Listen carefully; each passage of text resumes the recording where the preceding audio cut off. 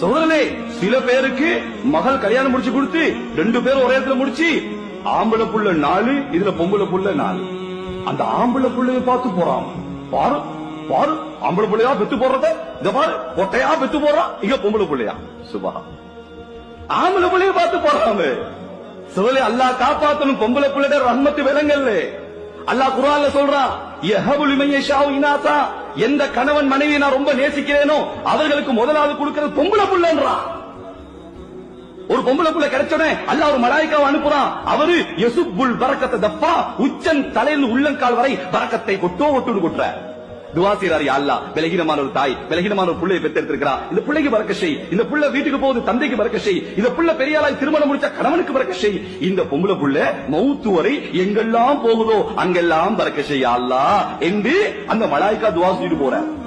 இந்த துவா ஆம்பளை புள்ளைக்கு இல்ல.